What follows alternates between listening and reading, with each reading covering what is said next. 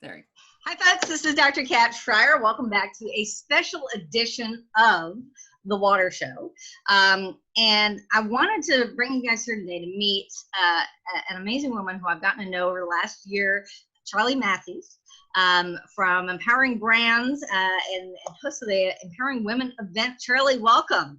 Thank you. I'm so excited to be here. I have enjoyed getting to know you and the water community better over the years. And so, yeah, thanks for having me. Now, we actually met at a water event last year. You were actually Sienna from your team that I met first, and then she brought over to your booth, and you had some really interesting things going on there. Yes.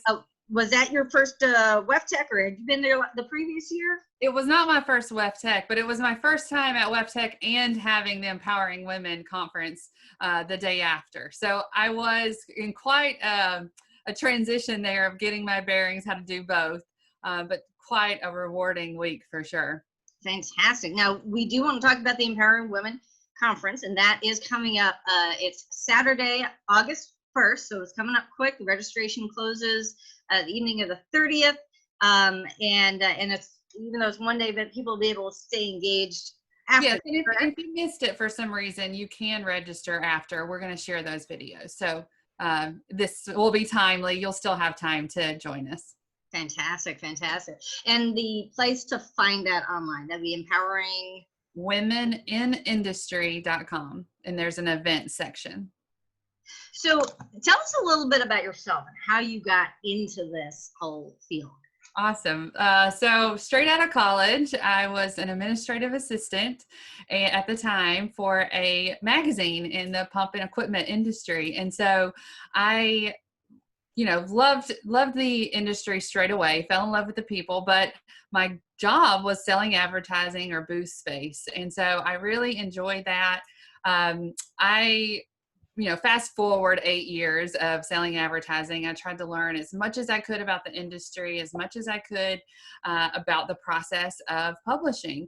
And then social media came into play, and I could see how much connections through, across the globe, where you could buy and sell, you could connect with people. I saw an ad in Italy, and I was like, wow, this is amazing. And so social media was really, really important to me. And I guess as I grew, I had to go out on my own. So I created empoweringpumps.com, which was a website where, we're pushing out content to connect, inform, and educate. But social media was in every element of it. So that connecting part is really what my passion is. And I find that social media does that in such a great way. So that was my start, selling advertising and social media for the industry. Well, and we actually had a somewhat similar background with WaterCitizen. We kind of started as this concept of a national water education foundation online, and developing meetings and educational programs, but then recognizing that media is adult education, right? That's how we as adults continue to learn. And as people went online, first you had people just kind of blasting information out, and I think that still happens to a great extent. It's it's just, what's our message? How can we blast it to as many eyeballs as possible? People forget there's actually people attached to those eyeballs. Right? That's right. So what are some of the things to actually get people to talk back to the screen and get engaged and build trust, loyalty, relationships with that audience? Yeah, you made some really good points. I mean, when we first started, that was back in 2008 when I was dabbling with social media. You were just trying to post and this organic posting. Fast forward today, you really have to have a strategy. Who do you want to talk to? What message do you want to send out? Because of the action you want them to take. So finding groups with common missions. Of course, ours is water and the love of water, realizing that water is life. And that all of these different manufacturers and engineers, operators, all have to work together so that we can have water and have it a sustainable water supply as well. So finding those common groups and community and building community and talking about things that matter. I could go on, but we brought out WEFTEC and water's worth it. That hashtag for me says it all. Like every time I think about it, that's the one I want to use because it is absolutely worth it. Yeah. And when you talk about this idea of doing sales and recognizing that, when we come into the industry, we've got our discipline, we've got our basic knowledge in whatever, science, engineering, accounting, communications. But then as we evolve in our industry, what we're learning to do is maybe not calling it sales, but calling it enrollment. How do we get not just buyers, but buy-in? How do we get people to support our ideas? When you finish grad school, you have what's called a defense. You're defending your ideas and you're enrolling people into your ideas, getting permitting done, getting support from a board, getting a new technology accepted. I mean, aren't those all different ways of applying those same skills, right? Yeah. So I told you, I'm just a sales girl. I started off, I was selling advertising. And when I think about that, is because it's taking care of somebody, right? As a salesperson, you're taking care of somebody, you're taking care of the needs, you're, trying to get them what they need, regardless if you can provide it or not. And so that coupled with trying to accomplish a goal or a mission, you do have to have people that believe in you, no matter if you're sales, engineering, marketing, operations, whatever. If you need somebody to help you accomplish that goal, then you do have to sell to them. You have to sell that mission, sell that you believe in yourself, first of all. You never want to, I was actually talking to someone this morning saying, you know what, if you're up there on the stage, you need to be the authority. Like no doubt is allowed there. You have to believe in yourself first. And then, the people who believe in that mission are going to follow you. Yeah. It was one of the best advice I got when I was preparing for my doctoral defense. Was when a professor told me that, all those people on your committee are experts in their fields, but you are the only one who is the expert in your own research. So I developed something I call embrace your inner expert, right? I love that. Just step into that and be prepared to accept that, we're working with mentors, right? There's this whole hierarchy in so many of the water related professions. But at some point to say, I am an expert. I am the authority on this, and to step into your authority, right? Yeah. And if you're trying to kind of fit in, I'm going in as sales or marketing into a room of engineers or operators, you always feel like, well, maybe I don't fit. But a diverse group and bringing your real self to the table is actually going to be better. It's going to make that group stronger. And so I think, knowing what you are good at, what your mission is, and, knowing to grow those strengths and really find people who can help you with that mission, I think is the best thing. I definitely don't want a whole bunch of Charlies in the room that, that are just agreeing with Charli. Like that's not going to work. So yeah. I do want some to agree with me for certain. I've done some work with Michael Port's Book Yourself Solid, and it's this concept of he calls it the red velvet rope policy, right?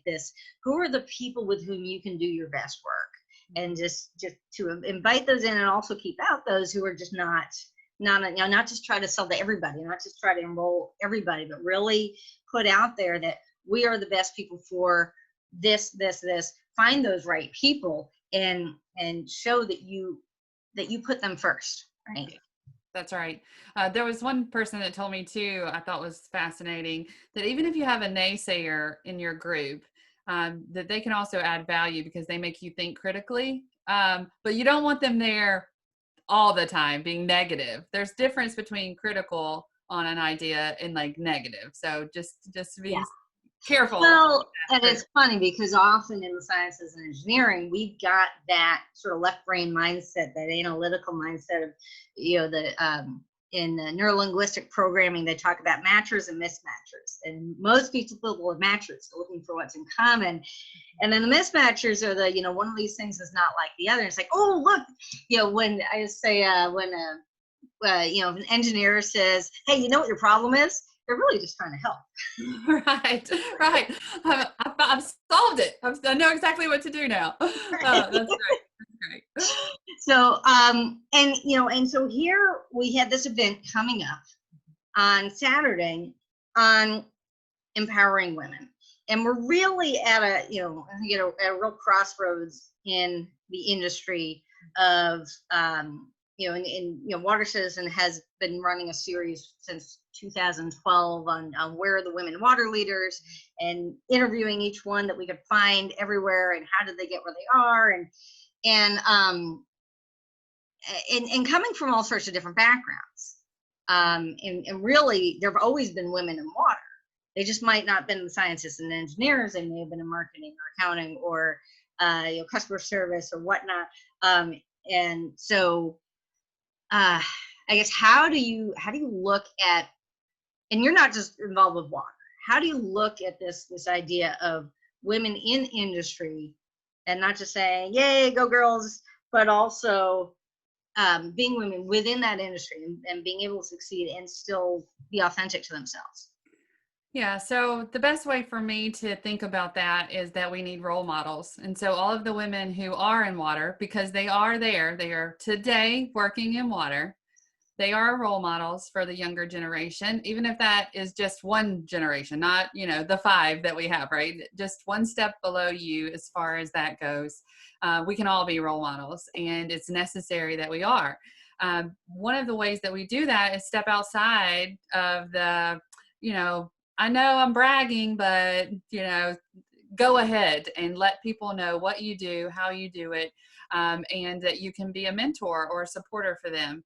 And I think that, to your point, it's not new that there have been people promoting women in different organizations across industry. But what I found in our industry for water is ahead of the game in a lot of the industries that I deal with. So I was in the pump industry, or am in the pump industry. Okay. So that is moving fluids or gas, gas is a fluid. I don't know why I said that, but moving fluids. And so when I realized that after 10 years in the industry, it became a struggle. It became a little harder. It's harder to find advice. It was harder to get to the next step in my career. And feel like I was making a difference, that I was in the room and able to contribute, and people were able to absorb and act on what I was saying. When I figured that out for myself, okay, I need the skills. I need to be a better communicator. I need to have, management around me to help guide me of what I am missing. I reached out and I looked through my LinkedIn group, and there were no managers in my 7,000 connections. I didn't have women managers, women CEOs that I could turn to. And I was like, this is a problem. In fact, I have a little engineering in me too, problem solver. Let's seek out and find these women. And so when I designed Empowering Women's Conference, I designed it as part of me. So let's talk about that, right? It's part of me. And I think any creation, any artist, any engineer in the design world, they are creating something that represents them. And I didn't fit in engineering or manufacturing. I wasn't, or an operator. I was a sales girl. I was an entrepreneur, and I was a marketer. Okay. Those are the labels somebody would give me. I, most of the time, don't think I fit in any of those categories, but the category that I do fit is I am a woman, and I can help other women.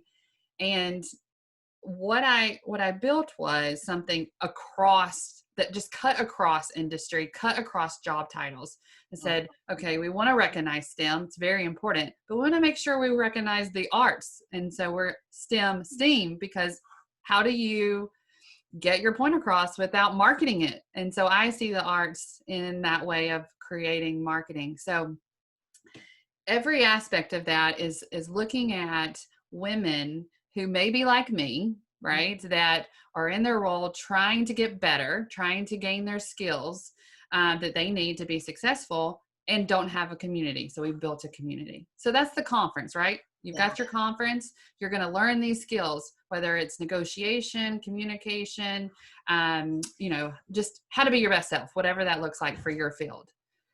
And then we have the awards gala and celebration in all the different categories, from engineer, operator, marketer, tradeswoman, just across the board, to say, you know what? If you're not in one of these categories, that does not mean that you can't learn from this other woman who has a completely different life than you, completely different skill set.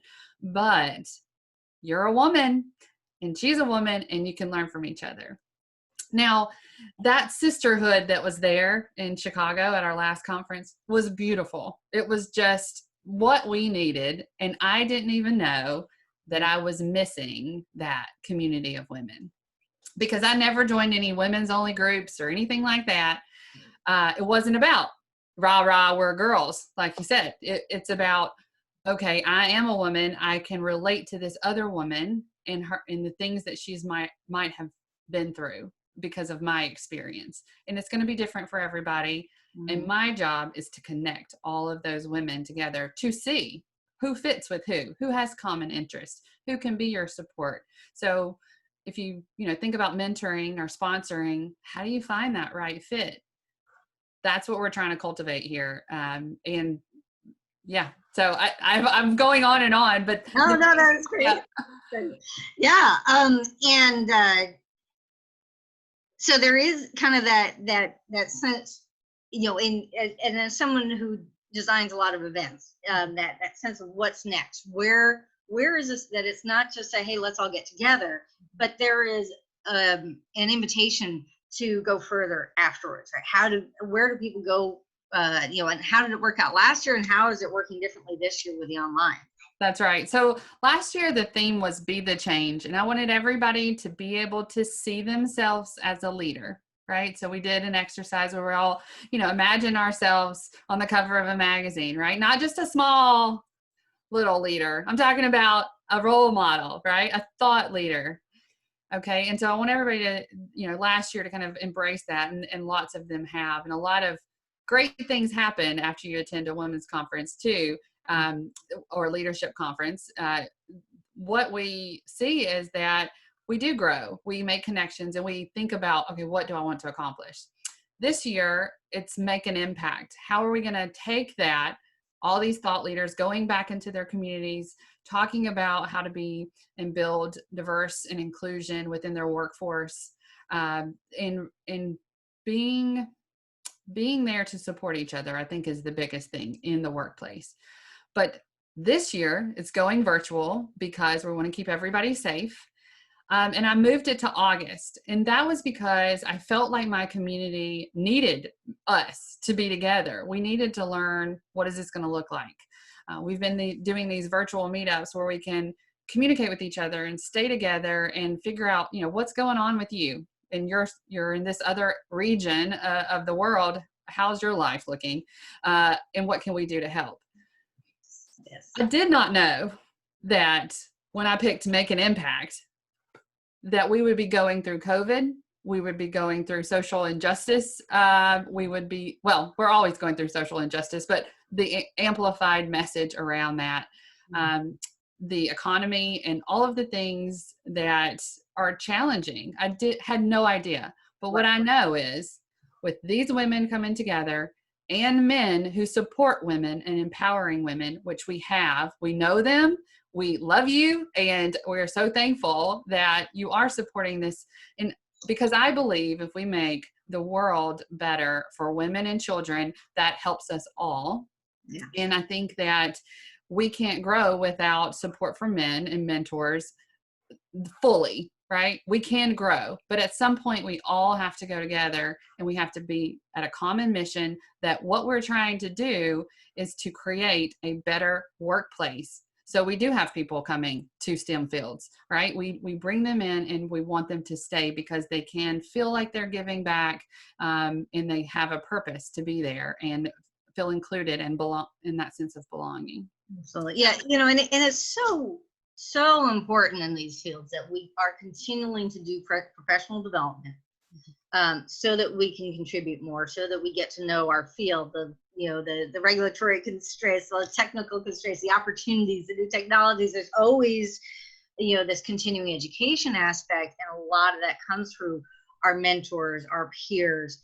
With me too, it almost seems like some of the guys were pulling back from some of the mentorship and concerns about how it must be misinterpreted, and it almost seems like there's opportunities with virtual mentorship to take away some of the fears around that, right? Yeah. I think that's a great point. And something we definitely didn't want was to have, this separation of men and women. So even with Empowering Women, trying to figure out how to continue with sisterhood by also having men involved and having a safe space. And I think this year we've actually done that. We have a panel with how you can be an advocate for women. And David has joined us, and he just wrote just a beautiful piece about what men can do to be advocates. And from his perspective, talking to a man to another man, it's beautiful to see that. So the challenges that they go through on the side of, I'm going to say something dumb or out of line, or fearful to have that conversation, or even just, I probably did that. And as I'm feeling uncomfortable right now and I don't want to talk about it. I think that is going to happen. Even me, when I know I have done something that is not right? I know that. But if I can take responsibility for that, and I can think, okay, let the past go, let's move forward. What are we going to do now? And not get so angry and upset about what happened, and move on to how do we make this better for us and for our future generations. That has to be the goal. And so, getting over that, I feel really uncomfortable even talking about this too. We have to talk about it. And I think with COVID and the social unrest, that has given us the opportunity to have hard conversations with people. And I think that it's necessary. And I think that that's how we grow. I mean, I've had several where I'm just like, you know what? I have no idea what to say to you right now, but this is how I'm feeling. And then the dialogue starts. And so I just encourage people to do that, especially if we're trying to grow our workforce and have better employees and better companies, we have to be able to talk to each other. Yeah. And, and I, having spent most of my life, playing as the only girl on boys teams, working primarily around men, that it's not some monolith of all men, they're not all equal in the workplace, that there are all these hierarchies. There's constant jockeying for position. There's same for women. We've got exactly thing happening where we don't have certain women supporting us and in wanting to give that knowledge of how they got to the next step, right? And so thankfully, the people within the Empowering Women community, they are in that word, empowering. They want to give and they want to help somebody be their best self. And that, I think, is the difference, is that community and building it. But you mentioned leadership and personal development. Yes. I did want to touch on that, because I don't think that I could be leading any of these women if I hadn't put in the work. So last couple of years, I did some deep self-reflection, changes in pretty much all areas of my life to become my best self, and still growing, still adapting, but it is a conscious effort. And it is something that leaders are held to that standard. If you want to have, and I didn't ask for it. Let me tell you this. I didn't ask to lead these women. This seems like the right fit for improving our workforce. Women, we've got to have more women here. And then it just rolled into, okay, well, Charli, you're talking about it. You're the leader now. Let's go. Let's see what we're going to do. And I'm like Googling leader and, looking up all the, how do I be a better leader? How can I, stand in front of people and present better? And I think that doing that work and knowing what the mission is, which I found along that journey, I didn't know it at the beginning. It is empowering women is a part of my core, is part of who I am, right? I built the event to represent that, but if I look back on my life, it's been building me to this point to be the leader of this group, because I feel like I can relate to pretty much everyone that has a story. And so I've either been the good person or the bad person on that story, but I definitely can be empathetic and use my voice which is the number one thing, to use my voice Yeah. to create change. Yeah. You know, we just had our own online event not too long ago on water and COVID-19, your home and health. And we saw that, you know, when the first talk about water citizens, not so much about the water as is about the citizen, people are engaged in water and in the broadest sense, and how water affects our lives. And then suddenly, boom, we're all locked in our homes. And you know, and still trying to do what we do. And in recognizing from healthcare, protecting our own health, how that's tied in with the water we drink, staying hydrated, not throwing non-flushables down the toilet. Washing your hands. I remember washing your hands. Washing your hands. Absolutely. Water. Washing your hands. Exactly. Well, and that came up a lot was people who don't have access to water. So access to water, homeless areas, you know, Native, you know, the Navajo Nation became a COVID hotspot. Why? They didn't have, you know, 30% didn't have water and toilets in their homes. So, you know, if you got to get up and walk half a mile to get water to wash your hands, if you've got the, you know, privy out back, if you're laid up sick in bed, you can't do any of that. And so the death rates were just out of control. And we see that. So, you know, a lot of times water people will kind of make all those connections, but we also looked at self-care. And I know that this is something that you got.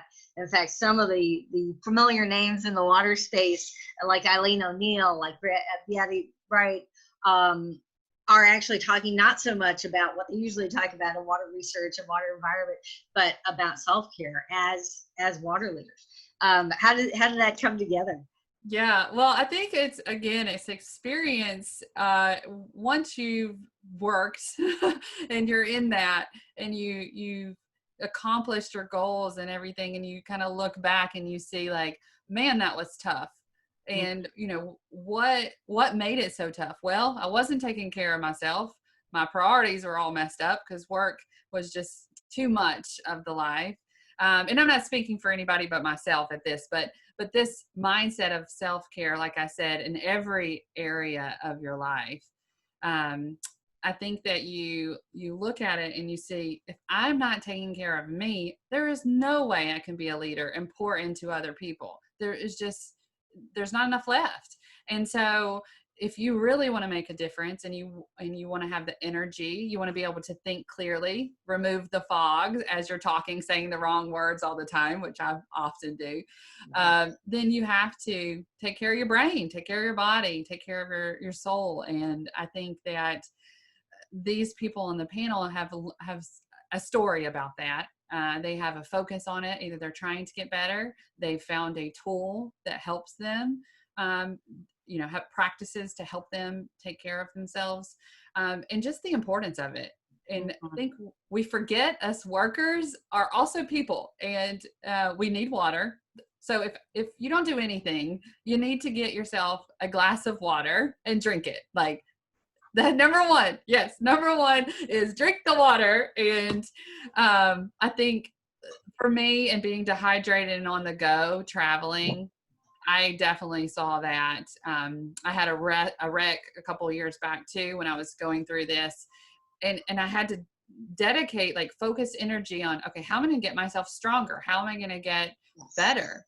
And it's water, it's nutrition, it's time to think, it's, you know, faith. If you're, you know, for me, I'm a believer, I have to have time focused on that and thinking through what my purpose is each day, and having a very grateful heart. And so I think that this panel is about coming on these calls and thinking like, well, how are we going to take care of ourselves, guys? Like, you know, and I think the women in water understand the importance of water, taking care of yourself and your families, and making sure that that's priority, so that you can give your best self at work and know, okay, if you're at burnout, you're not helping anybody. So how can you keep yourself from doing that? And I believe that this is how they can grow and be resources for other people outside of water and in water.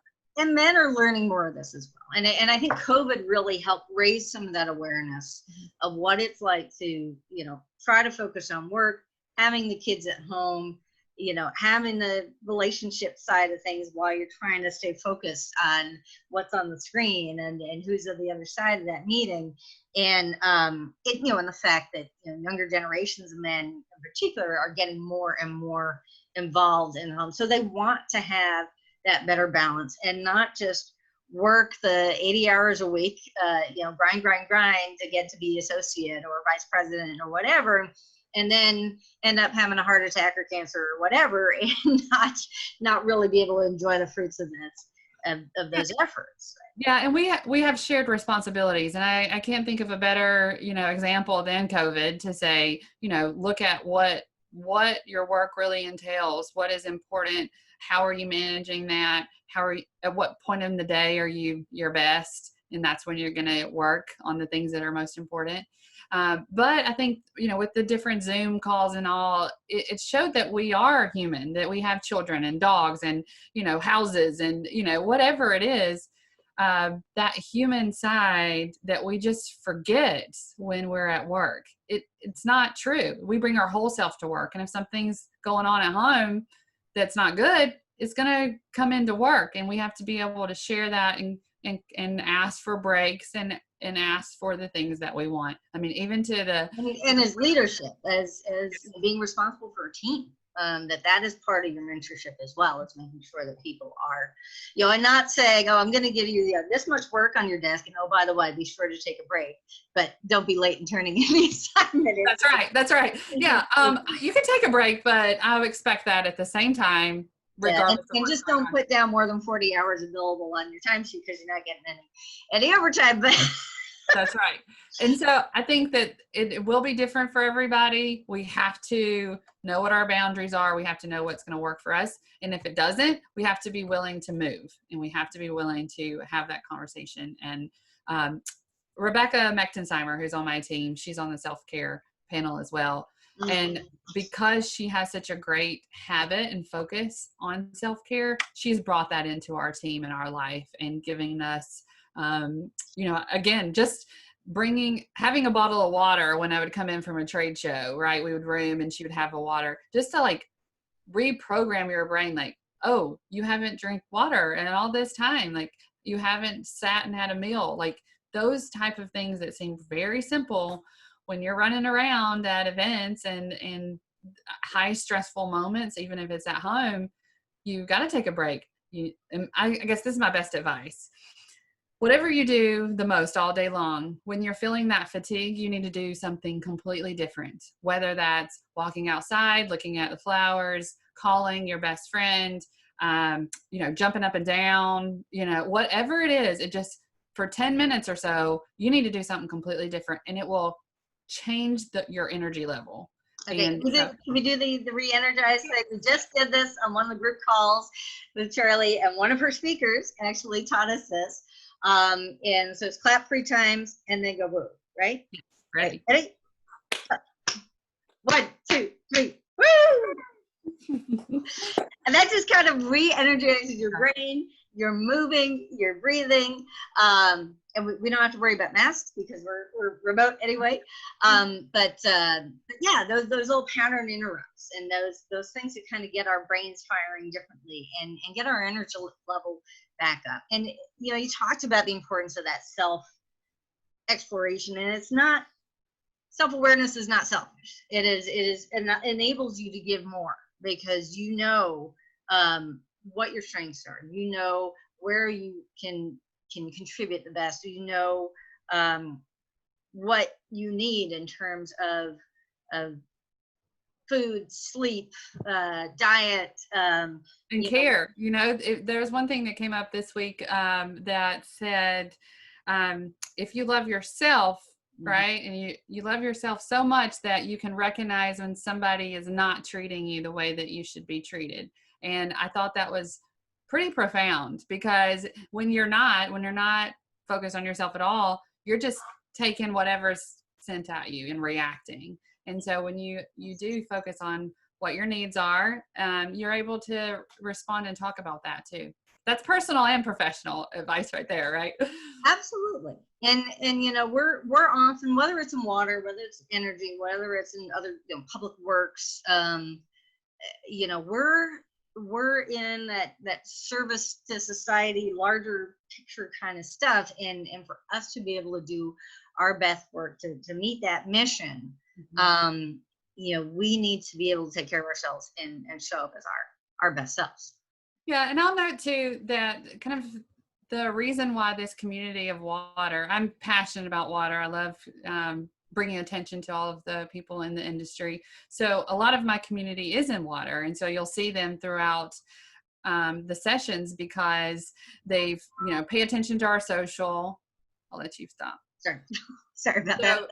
They pay attention to our social media. They, you know, interact with us on a regular basis. So they know what's going on as far as when the abstracts are due and being part of the committee and that kind of thing. So that group of people is so important. And I just wanted to note that the people that are coming to this conference, from engineers, operators, entrepreneurs, etc., they are top caliber people, right? They are leaders. They are the people that are making a difference in these firms and in the actual utilities, et cetera, right? And so it's not just a group of women that, you know, are trying to feel better about themselves. It's like a community of people that you can network with and find the skills that you need, find the resources that you need. And I got to tell you, when I'm around these people, I just feel like, wow, because of the caliber of people that they are and the amazing things that they do every single day. Yeah. Well, and it's so, I think one of the things that we saw as a benefit online, why we wanted to do these water summits online, and, you know, and hopefully having that opportunity, getting past that barrier of no, you can only do these in person, you can't meet online. It's like, no, we can do this online, because when people do fly across country, spend a bunch of money, time, energy, you know, jet lag, whatever, for these big mega events, which are important too. I mean, there's a place for this. And often the people who are the top leaders have so much of their time spent in leadership meetings, in committee meetings, or making big deals for, you know, big purchases, big pumps or whatever. Right. They know that these issues are important. Often it is the kind of thing that keeps them up at night, is how do we develop our workforce? How do we make sure that we're, you know, the whole water workforce issue of you know, how do we recruit good people and keep them, retain them, and grow them into leaders? That it often just kind of doesn't quite make the schedule. And when we do these really focused meetings online, and where we're not taking people out of their homes or away from the office or away from their mission, where they can really focus online and be part of this group in a more flexible way as well, because things are recorded. If you have to miss part of it, you can catch a recording. There's things that are on the app that, you know, this Huva app that you're using, that people are able to stay engaged and connect with the speakers and connect with the other attendees. So it's a little more on your own schedule, but you get that information, you get top speakers, you get actionable exercises, things that you can apply in your life right away. I mean, this is powerful stuff. Yeah, the app. So when we started and we were trying to decide whether we would, you know, wait or have it virtual, I said, I'm not sure you can do the networking part virtually. I mean, that's one of the biggest portions of this. How are you going to be able to do that? And I was attending a conference, Energy 2.0, who had the Hoova app. And I thought, okay, this is a way. It's kind of like LinkedIn, where it shows the profile, people can connect. But when they told me I could have it for 3 to 6 months after the event, so you're going to meet somebody and be able to talk to them, let's just say 3 months. Yeah. You have built a relationship by then, and you can then continue that however you need to. I was like, okay, this will work. Having that live feel is hopefully to be entertaining that day. But at the end of the day, that content, the conference, the the videos, right, that will be available for that time period, that's going to be good regardless of when somebody watches it. The live event, the award ceremony, and we want everybody to just blast celebration for these people like they're at the Grammys, and it's because we want to raise that level. We want people to see us. We want a day of hearts and empowering women so that it makes an impact. It shows people that this is important. It allows us to say, we're still here. This is still important. I know a lot of things, a lot of moments where we're like, I don't even know empowering what, like, I got to figure out how I'm going to get water and, how I'm going to pay for the groceries and how can I dedicate time to this? And I'll say that it's because it's important, and without focusing on this in all of these different, categories, and including self-care, for sure, we can't do our jobs effectively, and we can't recruit the right talent, and we can't keep talent. And so it is important, and that's why we're doing it. And however we need to do it for the next time is what we'll do to continue this community. Very nice. Very nice. Yeah, we this is a good time for this. This is an important time for just having that celebration. There is something to watching live. Mm-hmm. And we talked about that as well. This idea of really looking at the camera and envisioning all the people out there. And when you're on a Zoom call, and people are now starting to experience Zoom and see the other faces and see the reactions and just feel that energy, or see the chat, going just, with all the people getting in there, and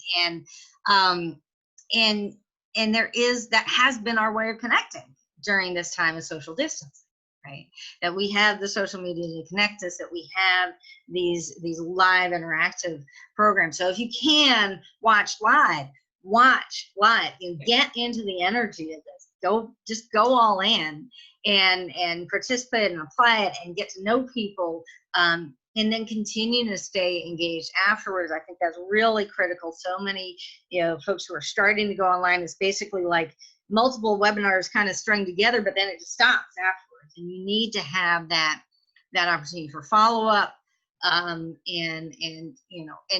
as an organizer, as an MC, in personal development, I saw myself less as a coach and more as a facilitator, and that's that role. How do you create the space? How do you hold the space? How do you bring people in? It was the same sorts of things we would do in water planning. You get the farmer, or the Indian, Native Americans in the back, with the farmers stare with the arms crossed. How do you get them to lean in and engage and be part of the conversation? That is a very under-recognized skill. People know when they're at a bad meeting. They know when they're at a good meeting. They don't always know why and how much goes into creating and holding that space. And I think that some of that comes from that, John Maxwell and some of the personal development kind of places that I've been part of, that it's that unseen holding. It's the vision. It's the vision of what you're trying to do, and being able to watch the audience and know who they are, what they're going to relate to. So I've mentioned that I kind of built the first conference kind of for me, right? Like a representation for me, and it grows outside of that, and it's growing with you, right? And so the mission is now, okay, will we ever have this meeting that feels that amazing, that group, of awe, bringing everybody together? And the answer is yes. I've already done that on these visual meetups that we've been, or virtual meetups that we've been having. I feel like I, have had all the feels on several of these events that we've had, and imagine that outside of the space. So what I want to happen for our award ceremony, we'll have, the winner, the sponsor, a couple of other people on the screen with us. And the point is to make them have the moment. It's how can we make a memorable moment for them that they can always remember and come back with the next year and continue to build up. Several people from last year that came to the conference are now either speaking or attending or building communities of their own. And that is what we want to see. We want to just inspire you to believe in yourself, and you take this knowledge of how to build better teams and workforce back to your company and grow from there. And that is a different kind of rewarding.